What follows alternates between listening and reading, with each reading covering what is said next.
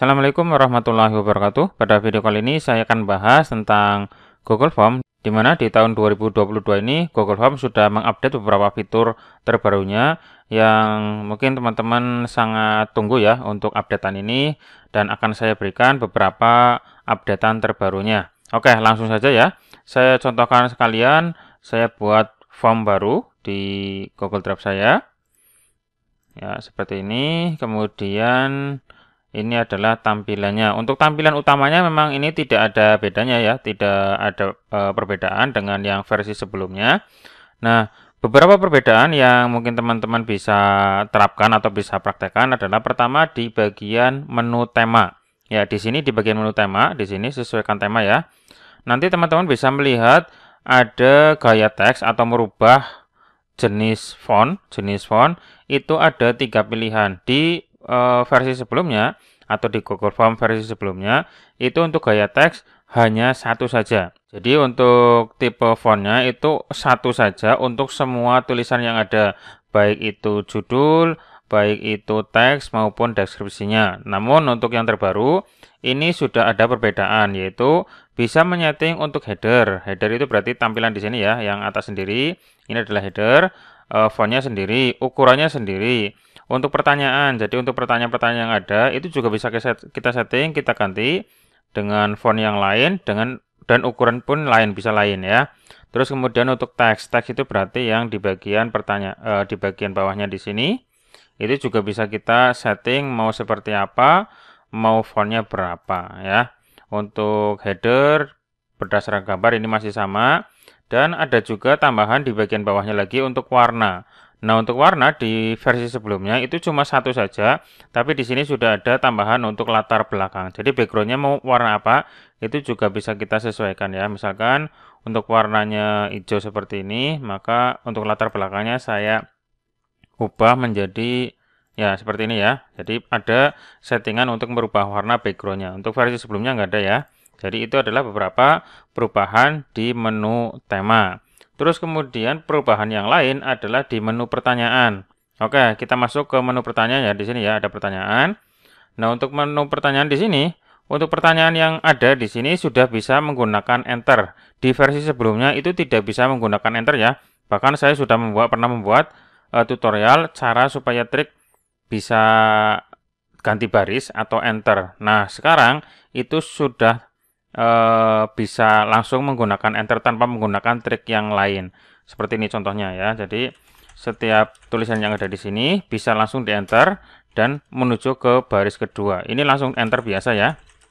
Ya, tanpa menggunakan rumus atau mungkin cara yang lain. Jadi kita bisa langsung enter seperti ini. Nah, seperti ini. Ya, seperti itu. Di versi sebelumnya kan ini kan nggak bisa. Oke ya. Jadi di menu pertanyaan sudah bisa menggunakan enter langsung. Terus kemudian bisa menggunakan format tebal, format miring, format garis bawah, ya seperti itu. Di versi sebelumnya itu nggak ada. Bahkan saya juga sudah membuat video cara membuat tulisan tebal, tulisan miring maupun tulisan garis bawah ya.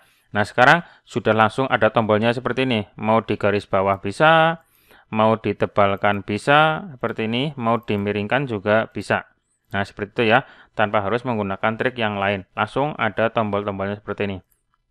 Berikut di sini ada tambahan untuk insert link atau sisipkan link. Misalkan di dalam pertanyaan ini akan ada link yang akan kita tuju ketika diklik, itu bisa. Jadi tinggal diblok saja, terus sisipkan link, silakan masukkan linknya ke sini ya, pastekan ke sini. Itu bisa. Nah, seperti itu. Itu untuk di bagian pertanyaan. Terus kemudian di bagian deskripsi, ketika ada pertanyaan, kemudian tambahkan deskripsi.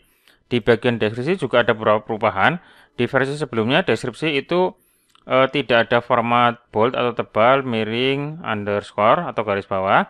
Nah, sekarang sudah ada seperti ini. Deskripsinya bisa bentuknya karakter tebal, miring, garis bawah, dan berikut ada ini, numbering. Numbering itu berarti ada penomoran dan bulat ya.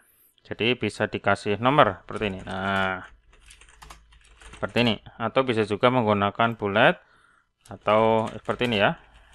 Ada titik-titik di depannya. Nah, seperti ini. Di versi sebelumnya itu nggak bisa atau belum ada bulat seperti ini. dan tidak ada numbering yang seperti ini. Jadi ini sudah ada updatean. Ini bisa dimaksimalkan untuk kita membuat soal-soal yang ada deskripsinya yang panjang dan membutuhkan numbering seperti ini ya. Oke, itu adalah perubahan di menu pertanyaan. Terus kemudian untuk perubahan yang lain ada di menu jawaban. Nah, di sini di menu jawaban teman-teman bisa menyeting ketika formulir ini ditutup atau sudah selesai untuk ulangannya atau ujiannya atau formulirnya, kita tutup seperti ini, maka akan ada isian untuk pesan untuk responden ya. Nah, di sini untuk pesan yang dimasukkan itu juga sudah bisa menggunakan karakter enter atau bisa support enter ya. Jadi seperti ini, di enter pun bisa seperti ini ya. Di versi sebelumnya ini nggak bisa untuk enter. Jadi cuma satu kalimat saja dan sekarang sudah bisa menggunakan enter. Terus berikutnya di menu setelan. Nah, di menu setelan ini juga sama kayak tadi di bagian jawaban untuk di nah, ini. Nah, ini di presentasi ya, di presentasi, di sub presentasi ini, di setelan presentasi, di bagian konfirmasi pesan. Maksudnya ketika nanti ada orang yang sudah selesai mengirim jawaban, nanti ada konfirmasi. Nah, konfirmasinya ini itu sudah bisa menggunakan enter ya. Jadi di versi sebelumnya ini nggak bisa. Jadi satu kalimat itu cuma satu baris saja atau satu paragraf tanpa menggunakan enter. Nah, sekarang bisa. Jika diklik edit, nanti kita bisa menuliskan seperti ini. Terus kalau mau ganti baris tinggal enter saja seperti ini. Tinggal enter saja seperti ini dan seterusnya ya. Di versi sebelumnya ini untuk karakter enternya itu tidak bisa. Nah, sekarang sudah bisa kembali, sudah bisa dipakai untuk karakter enter, sehingga untuk deskripsi ketika sudah mengisi formulir itu bisa menggunakan ganti baris sehingga nanti lebih bagus ya untuk konfirmasi pesannya seperti itu. Nah, silakan bisa dicoba teman-teman untuk perubahan-perubahan tadi. Kalau yang menemukan perubahan yang lain yang belum saya jelaskan tadi di depan, bisa tulis di kolom komentar ya, perubahan apa saja yang belum saya jelaskan.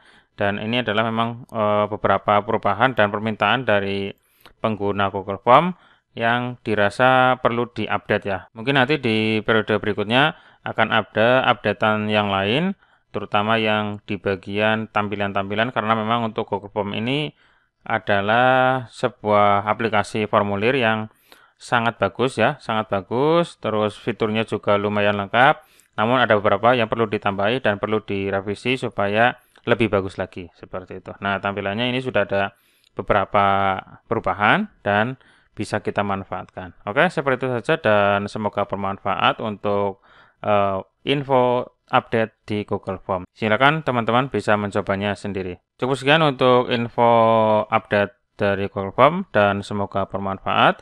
Jangan lupa subscribe channel saya untuk mendapatkan update terus video dari saya selanjutnya. Cukup sekian, sampai ketemu lagi di video saya berikutnya. Assalamualaikum warahmatullahi wabarakatuh.